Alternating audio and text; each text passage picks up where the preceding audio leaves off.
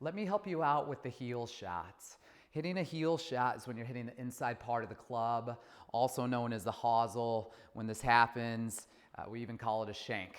And when we hit the inside part of the club, the ball will shoot off to the right, or it'll just roll on the ground. So I'll try to hit a heel shot on purpose here. Boom. And we just kind of see it shoot off high and to the right. Half of that ball was on the hosel, the other half was on the face. It's really tough to play golf this way. So we have to first realize what's going on. If we're being factual about it, a heel shot is a shot where the club starts off behind the ball and then it returns 1 inch farther away. That is what's happening. So then we have to ask ourselves, why is this club returning farther away? I'm going to give you 3 things that I see often with heel shots. 1, their spacing and balance is off before they even hit it. So when you stand to the ball, I want you to do a routine where you put club behind the ball first, and then I want you to stand to the golf club. And what I'm looking for is some visible space between the club and your body and balance in your feet. So people will mess this up one of 2 ways. We'll either get too close where they're standing to it, you can't see the space, or they know they're hitting it on the heel. They'll get really far away, and now their weight's out on the toes. All right? So let's first make sure that we have space and balance in our feet. The other common thing that I see with people that hit it off the inside part of the club, they will get a rolling of the wrists in the backswing. So when the wrists roll, the club, it goes flat like this. And if the club head is behind, well, the natural reaction is then to either come over the top. The other thing that happens too, when we roll the wrists, the shape of the swing becomes really flat. And so we tend to swing the club head wherever the grip is pointed. So that's why when we're going back, I want everything to move together, shoulders, arms, club together. And let's try to get this club pointed down somewhere towards the ball. But if we roll the wrists, the club will be pointed towards the horizon, heel shots, or I see the opposite issue. Sometimes players will go back and the club will point behind them. They hit it off the toe. So the one other thing that could cause heel shots, all right, it has to deal with where you're placing your arms in the backswing. Are they over your shoulder? Are they really flat? Did we just lift them up? Ideally in the swing, we want the hands and arms to kind of work up and down as we make a body pivot. So the hands and arms are not going completely around like this. And they're not lifting straight up with no body pivot. We blend it. And when we do that, there's lots of room for the club to come down and run right into the back of the ball.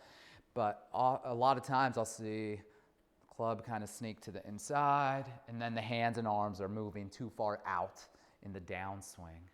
And so now let me give you some specific drills to help you with these issues, and we will get rid of the heel shot once and for all. Here's some drills to help you with the heel shot. So now that we know factually a heel shot is when the club returns 1 inch farther away, we could start to create practice stations and do drills to help us do the opposite. So this first station that I've created, I put an impact bag on the ground. It's soft. You could use a box, potentially a head cover, but I want something big that has some size to it and that's soft where if you hit it, it doesn't hurt you or the golf club.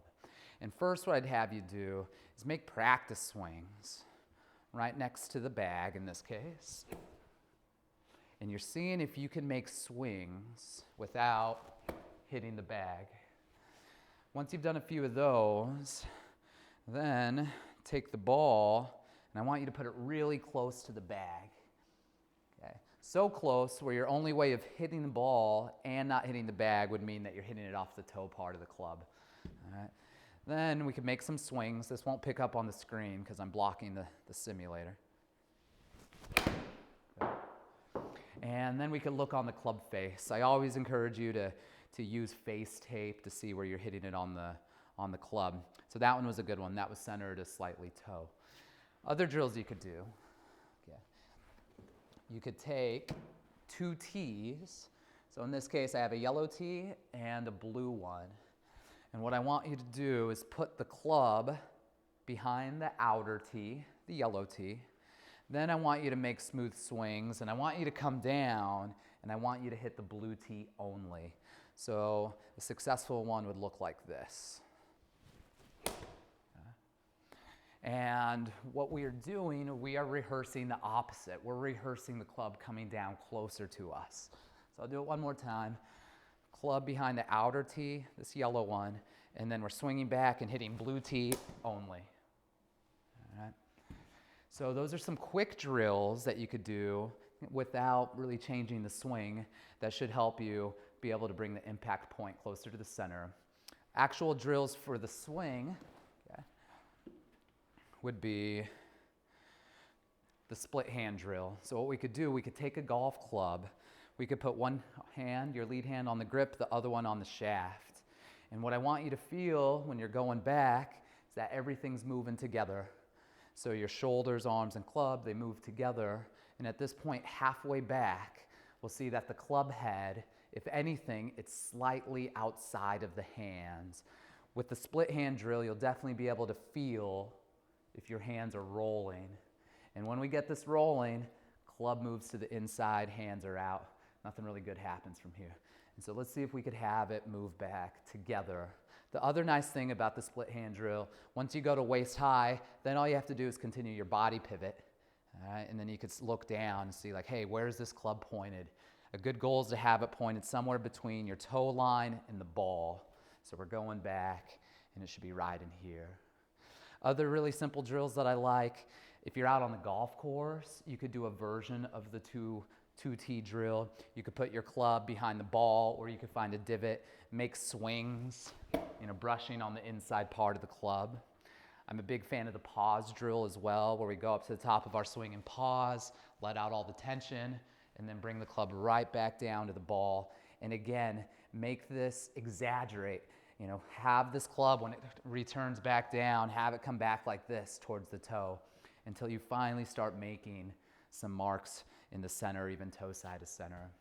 If you're looking at your swing on video, you're recording yourself at the range, draw a box around your posture. Record yourself and see if you are staying in your posture. What we want to avoid is moving closer to the golf ball. And so that's why players that get really far away thinking that they'll hit it on the toe, they still end up hitting it on the heel because they're moving closer to the ball. So between those drills, going slow and practicing with the plan, I'm confident you could get rid of the heel shots.